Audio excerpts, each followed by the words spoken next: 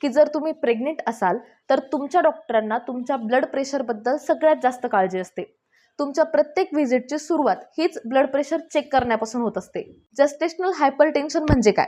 तर प्रेग्नन्सीच्या 20 आठवड्यांनंतर होणाऱ्या हायपरटेन्शन किंवा ब्लड प्रेशरला जस्टेशनल हायपरटेन्शन असे म्हणतात. म्हणजेच 140/90 mm ऑफ एच पेक्षा जर जास्त राहत असेल तर त्याला आपण जस्टेशनल हायपरटेन्शन म्हणतो.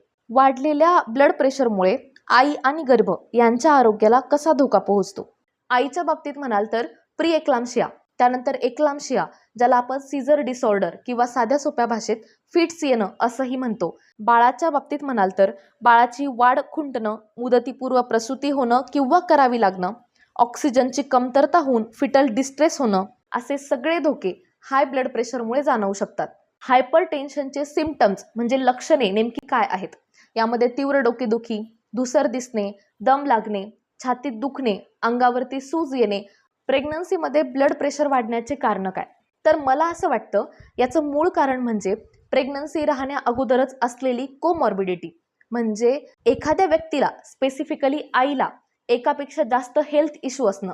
जर तुम्हाला प्रेग्नन्सी राहण्या अगोदरपासूनच ब्लड प्रेशरचा त्रास असेल, तुम्ही प्रेग्नन्सी राहण्यापूर्वी जर काही मेडिसिन घेत असाल, तर प्रेग्नन्सी राहिल्याबरोबर किंवा प्रेग्नन्सी राहण्या अगोदरच तुमच्या गायनेकोलॉजिस्टला तुम्ही हायपरटेन्शनसाठी घेत असलेले मेडिसिन हे प्रेग्नन्सीमध्ये सेफ आहेत की नाही याची खात्री करून घेतली पाहिजे. आपण प्रेग्नन्सीमध्ये ब्लड प्रेशर कसं कंट्रोल करू शकतो?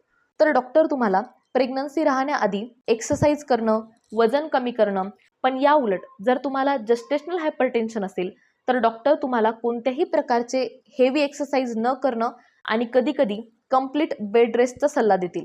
प्रेग्नन्सीमध्ये ब्लड प्रेशर नियंत्रित ठेवण्यासाठी 5 महत्त्वाच्या गोष्टी लक्षात ठेवा. तिसरी गोष्ट म्हणजे व्यायाम आणि 5वी गोष्ट म्हणजे मानसिक आरोग्य.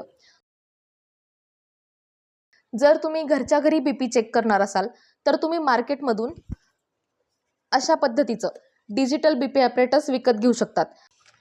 या बीपी ॲपरेटसवरती सिस्टॉलिक बीपी, डायस्टॉलिक बीपी आणि पल्स अशा सगळ्या गोष्टी मेन्शन असतात. तुमचा सिस्टॉलिक बीपी हा 140 आणि डायस्टॉलिक बीपी हा 90. प्रेग्नन्सीमध्ये जर हायपरटेन्शन असेल तर डिलिव्हरी झाल्यानंतर त्याची काय काय रिस्क जाणवू शकते?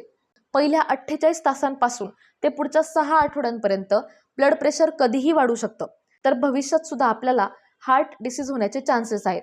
लक्षात ठेवा, ब्लड प्रेशरची वेळेवर केलेली तपासणी आणि डॉक्टरांचे योग्य मार्गदर्शन या 2 गोष्टीच सुरक्षित बाळंतपणाचं गुणसूत्र आहे.